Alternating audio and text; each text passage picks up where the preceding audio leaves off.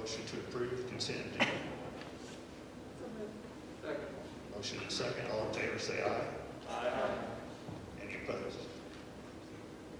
The personnel report is no certified staff, classified staff, Nicholas Everling, temporary recommendation to hire Nicholas Everling, temporary third shift desk cleaner, Derek Ratcliffe, a second shift custodian, Tipton Middle School, Beth Smith, temporary second shift desk cleaner, Tipton Elementary School, Kevin Walker, second shift custodian, Tipton Middle School, and we have approval of resignation for Derek Ratcliffe, second shift custodian, Tipton Middle School, and recommendation CA staff, Jessica Beck for Tipton Middle School yearbook staff. The donation we accepted is a $3,000 donation from the Community Fellowship Church for the charitable luncheon account. Next item on the agenda is the superintendent's report. Thank you. We have a couple things that are really exciting to talk about. First of all, I wanted to make sure that everybody was aware that we have flu shots that we're going to administer tomorrow, and that is we're essentially paying for anyone that works for us to get the flu shot. Again, we're just trying to make sure that we're doing our part to try to keep the hospitals without going too crazy with COVID plus the flu. So we're just trying to make sure that we're doing our part to get people to get flu shots. We've also created some incentives, some gift cards for those folks who sign up and get that flu shot tomorrow. This week we've had virtual parent-teacher conferences at TES, and I think that's gone well. I've talked to several teachers about it, and appears to be a good thing, again, using Zoom. So it's new territory, but once again, I think they're doing a great job. Fall break is coming up here, and just to make sure everybody's aware that the 21st, which is the first day of fall break, is actually an e-learning day, and it'll be handled very much like an inclement weather day. But there is one exception.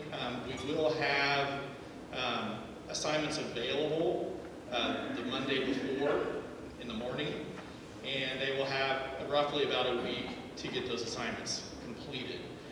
So we were just trying to make sure that we would give kids enough time to get that work done, so again, they can either do it before the 21st or after. We did have a couple of weeks ago an activity bus fire, which I really can't say much more about that because there is kind of an investigation going on, but it was a total loss. So we are getting a new activity bus thanks to our insurance. So actually had insurance work for us for for 2020, first time I think. So that bus has been set back, and we will hopefully take delivery here in the next 2 to 3 weeks. I did want to take an opportunity to thank Nurse Susie, who has been our COVID response coordinator. She has done just an outstanding job of contact tracing, of communicating with folks, and honestly, there's just so much that she's doing behind the scenes. It's just pretty amazing. So we are very fortunate to have her, and I really just felt like we needed to do a little bit of a shout out here for her. And again, a lot of school corporations don't have someone like that, so we're very fortunate, and I think that that's been a real plus for us. First of all, when we were back here in July, we were talking about we didn't know whether we would be able to have sports or not, and luckily we were able to have sports. But we've had a lot of success, so I kind of wanted to make sure that we recognize some folks. Of course, Lucy Quigley, and she's a girls' state finalist in golf, which I think is just awesome. We were able to have Missy Henry with her 500 career win, and also just all the other athletics that have been going on, and I would be remiss if I didn't talk about the girls' soccer team who won sectional, and I believe we have volleyball sectional coming up here on Saturday, so as well as regional. So again, lots of great things, and I'm really thrilled that we were able to have athletics going. And the other part of that has been our FFA, which was 8th place in state livestock. So again, we need to congratulate them. One other, the band is going to do their final performance of the year tonight. Actually, they have to submit a tape to ISMA for judging. So they're going to be doing that about, I think, 8 o'clock or so. And so anyway, that's kind of a cool thing. So they're going to present that tape to ISMA and get judged and figure out how they're doing with their show. And so I guess what I want to say is I'm really thrilled that we were able to do extracurricular activities. And we've been able to keep it going. And that has been an effort by all of us. And certainly couldn't have done it without community supporting it. And again, taking care of all the mitigation that needed to happen in order to continue that. So thank you very much for helping us out. Last but not least, we have started NWEA testing, and that should be finishing up relatively soon, and I will give you a report next month on those results. All right, next up is our Spotlight on Schools, and Mrs. Dickon has a presentation for us.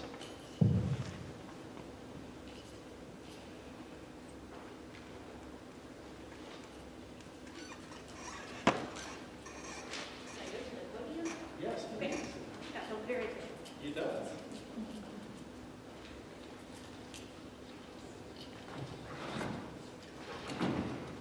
So, I am Haley Dickett. I'm the assistant principal at the elementary and also the director of Untitled Elementary Preschool. And we wanted to share and celebrate in the spring about some milestones that we hit, but COVID, so we didn't get the chance to do that. So I want to share a little bit with you and celebrate a little bit and then look to the future as well.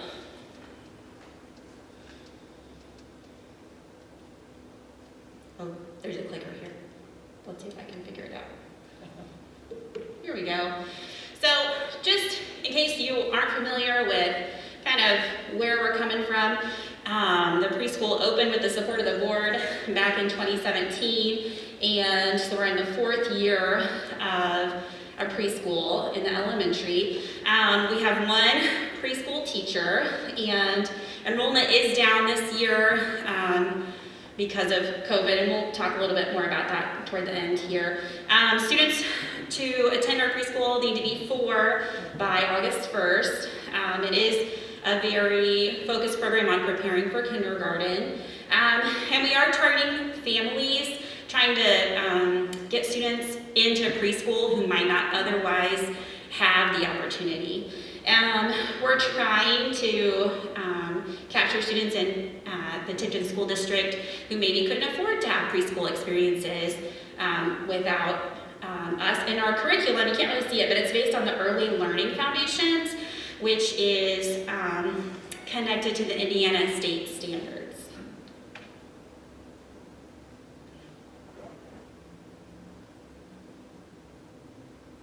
So, and this is just a little bit about the Early Learning Foundations, and in order to jump through all the hoops to get state funding for a preschool, you have to adopt these standards and go through training, and they're really focused on multiple areas, not strictly academic, but multiple areas of child development.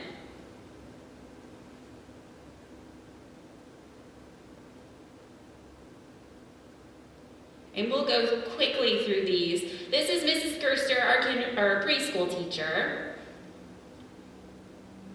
And this is just to give you kind of some context for what the students are learning.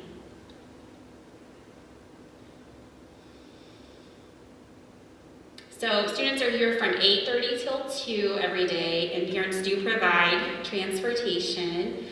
We run on the Tipton school calendar, and they do have a nap daily, and they eat in the cafeteria, and they do participate in recess.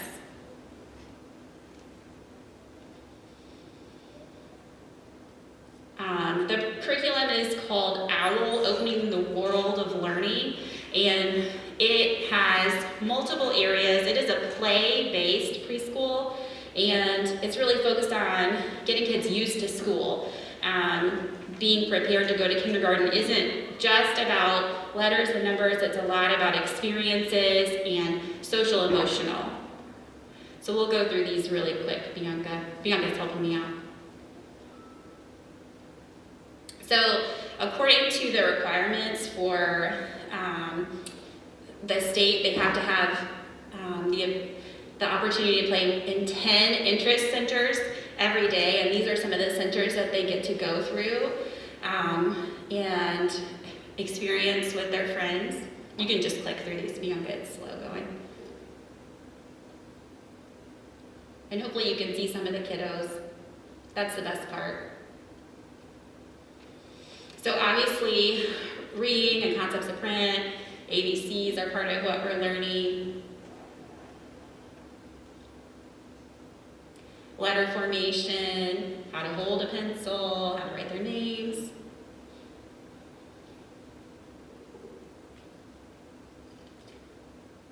Numbers, patterns.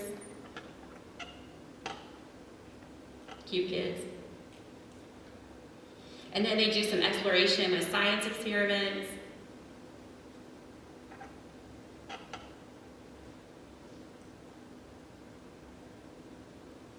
A lot of interaction and socialization. And one of the requirements is that all 10 interest centers must be offered every day to students. And that's kind of tricky. You have to have the opportunity to interact with all of these options, including music and art, and it has to be based on the student's choice too, to meet the requirements. And lots of fun time as well.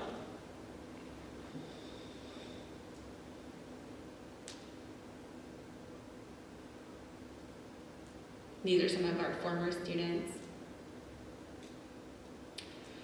So one of the things that we're celebrating is that last year we leveled up to a level 3 and passed to quality, and that enabled us to apply for funding through On My Way Pre-K, which is the state's pathway to provide funding for schools and or independent preschools and daycares.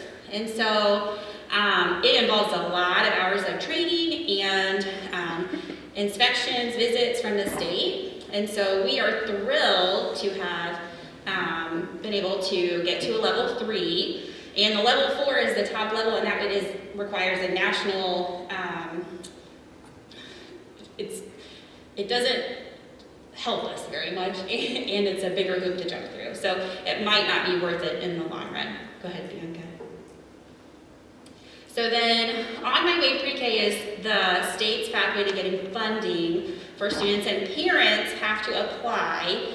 And this year's been kind of difficult because in the past, representatives from On My Pre-K were coming out to the community and helping families enroll in On My Way, but with the shutdown, that has been slowed way down. But thankfully we do have some students who are qualifying. We have one who's still in process, but we are getting funding from On My Way Pre-K, which is exciting. And we hope to continue to have families go through and apply, and hopefully once things settle down with the pandemic, then we can help more families get access to On My Way Pre-K. Bianca.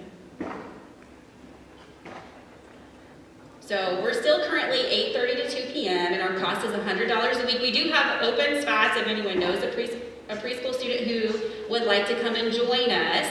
And we would be happy to talk to them. Go ahead to the next one. We do have some barriers in 2020 that are kind of making life difficult, one being the pandemic, which is obviously making life difficult for everyone. One of the reasons that it makes it hard is because it's hard to get into On My Way Pre-K, and then it's also slowing down the process. So I think they're based out of Marion County, and Marion County was shut down a lot longer than the rest of the state. So we do have low enrollment this year. One of the struggles for us is that our pre-K is closed during e-learning days, and so that is going to lose 7 days for our preschool this year, which is a big loss for preschool students.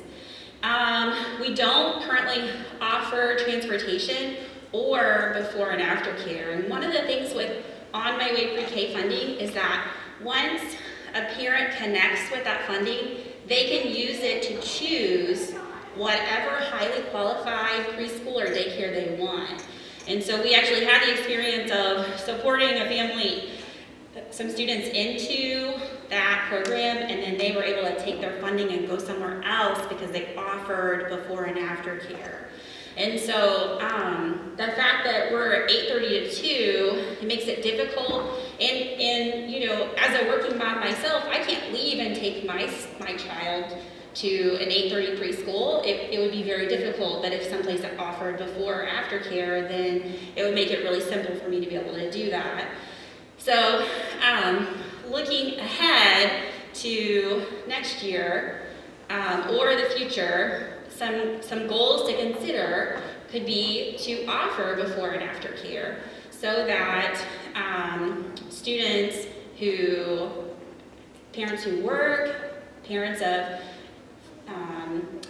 parents who work in our building even could utilize the preschool. We have been contacted by the Tipton County Foundation, and they are interested in supporting the preschool and possibly providing scholarships. There are perhaps some families who might not qualify for On My Way pre-K, but might be able to get a scholarship through the foundation or even a partial scholarship. We really have a goal of expanding our numbers, and I know our kindergarten enrollment is down this year as well, and we really believe that's because of the pandemic. There are some families who have chosen to redshirt their kiddos this year. They've just kept them out. They already had a plan going, and with the unknown of a pandemic, they've decided to keep their kids home, and that's totally understandable. But next year, we would love to capture those kiddos in the preschool or the kindergarten, and one of the things that would have to happen to offer before and after care would be an additional assistant and right now we're just at one staff member, but an assistant to cover that before care or after care. And it could even be someone that we have in building who just stepped over to cover that. I noticed when visiting the website that we could just do a better job of promoting the preschool on our elementary website and on the TCSC website. Sometimes it's hard to maneuver around, and I'd love to see it get prominent placement so that we get advertised for that. One thing we were able to do, we got a grant, a Return Safely grant from the state for $2,000 to help us with mitigation strategies and to return safely for the preschool. And then the other thing that we would love to do is to offer the preschool to come during those e-learning days. And you know, we have all those scheduled e-learning days that we could still have those students here and working since we're not offering e-learning to preschoolers or devices to them.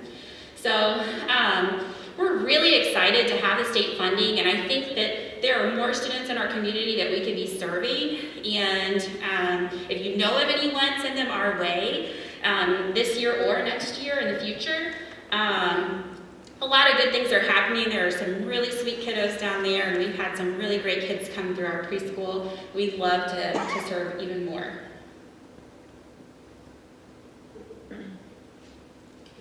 Thank you.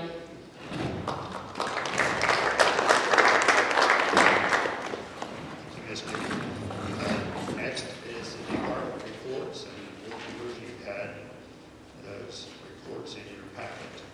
So any questions on those? I'll give Dr. Blaze to talk about the financial report.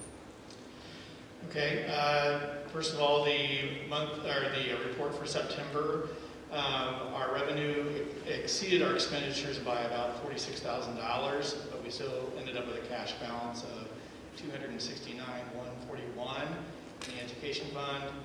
Operations expenditures was approximately $379,000 with a cash balance of $1.4 million. Debt service with a cash balance of around $9,000 $979,000. I'll get that out right. Okay, the projections show that we should end the year with a cash balance in the education fund of around $300,000. And again, that's happened because we're not transferring as much money out of the education fund into the operations fund. Do you have anything for other? Okay. Next on the agenda is old business and consideration to approve the updated Title IX policy on second reading. In July 2020, new policy regarding Title IX non-discrimination on the basis of sex in education programs or activities was made available for renewal. This policy is an update and in addition to the 1972 Title IX law. This update is primarily for elementary and secondary schools as well as post-secondary institutions and how they must respond to allegations of sexual harassment consistent with Title IX's prohibition against sexual discrimination. This policy puts Tipton Community School Corporation in compliance with the new federal laws. The recommendation that these policies be approved on second reading, and we need a motion. So moved. I have a motion and a second. All in favor of the approval of the Title IX policy change, say aye. Aye. Any opposed? Okay, thank you. Next, on to new business. Consideration to approve the 2021 budget. The 2021 budget, the CPF plan for 2021 through 2023, and the bus replacement plan for 2021 through 2025 were presented to the board last month, where permission to advertise these items was given. The budget, the CPF plan, and the bus replacement plan were advertised on the DLGF website, along with the announcement in local newspaper of a public hearing to be held to receive public comments and input. The public hearing was held on September 22nd, with limited comments being received. Having completed those legal requirements, the 2021 budget, the CPF plan for 2021 through 2023, and the bus replacement plan for 2021 through 2025 is now presented for board approval. Need a motion? So moved. Second. I have a motion and a second. All in favor of the budget, approving the budget, say aye. Aye. Any opposed? Thank you. Next is consideration to approve Pay K-12 as electronic payment vendor. Pay K-12 is a cloud-based software platform that provides districts and schools one digital hub for managing school payments and funds. Use of this vendor during COVID-19 allows for a touchless ticket purchase for events and management of the number of tickets sold for the venue. The State Board of Accounts requires the vendor of this type to be approved by the Board of Trustees. It is recommended that the Board of Trustees approve Pay K-12 for electronic payments. Requires a motion. So moved. Second. Motion and a second. All in favor say aye. Aye. Any opposed? Thank you. Next is consideration to approve school improvement plans for Tipton Elementary School, Tipton Middle School, and Tipton High School. Each school is required to develop a school improvement plan for accreditation. Those plans that include specific goals are to be submitted to IDOE by October the 2nd. Brief overviews of each of the school's improvement plans are attached in your packet. It is recommended that the board approve the school improvement plan for Tipton Elementary, Tipton Middle, and Tipton High Schools. Requires a motion. So moved. Second. Motion and a second. All in favor say aye. Aye. Any opposed? Thank you. Next is consideration to approve Transversal bus routing software. Transversal is a bus routing software program that will assist us in assigning students to bus routes on a timely basis at the beginning of the school year. Transversal operates off our student information system, Harmony, assuring the bus rider data is up to date. Transversal will also assist the Community School Corporation in optimizing our bus routes to improve efficiency. Transversal charges a one-time core implementation fee of $3,800 plus an annual cost of $2,625 compared to a $5,000 annual cost of our current software. It is recommended that the board approve the 3-year contract with Transversal for bus routing software.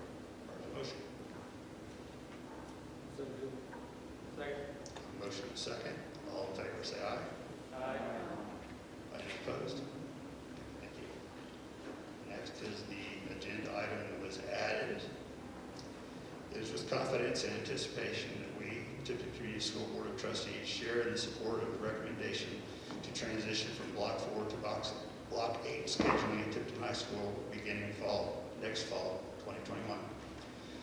For the past several years, we have taken a deep dive into student achievement and growth through a thorough review with quantitative data, iStep, iLearn, AP pass rates, dual credit, and industry certification, SAT, and ACT results, just to name a few.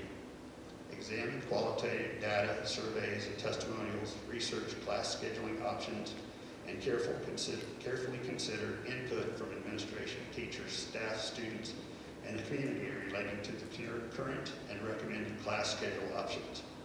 Here's what we've learned. Our educators, parents, and community are passionate about our schools and students. We are unified in wanting to improve impactful and inspired education and learning opportunities for our students. We are privileged to have highly capable and creative staff who are willing to invest their time and energy to move student achievement forward. We are falling short in overall student performance and outcomes, and we can do better. While there are benefits and challenges to both Block 4 and Block 8, it is our belief that implementing the Block 8 schedule will help increase overall student learning and achievement among our entire student body. It will allow students to take core content courses for an entire academic year and maintain the extended learning time that both teachers and students need and want. We believe by providing the model and continuity of learning it affords, our students will have greater academic success and consistently perform above the state average as opposed to below, as has been the trend over the last several years. This move is an investment in the future of our students and the school corporation. We look forward to collaborating with our THS teachers to develop the best effective Block 4 schedule. Any discussion?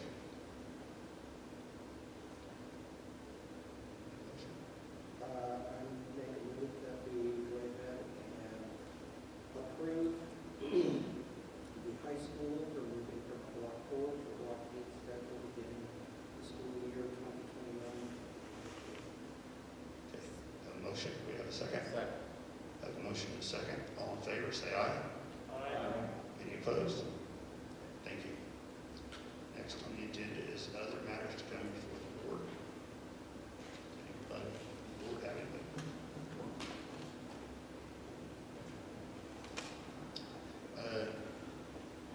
The Superintendent's Advisory Committee is meeting coming up October 19th is Business Affairs.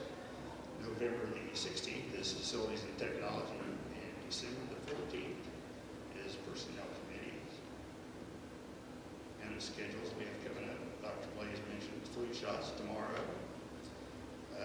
Fall break begins on October the 21st, and which is a virtual makeup day, and the regular fall break is 22nd, 23rd. And don't forget to set your clocks back on November the 1st. And next is comments from the community. Lawrence the Tom. I just had a couple quick questions.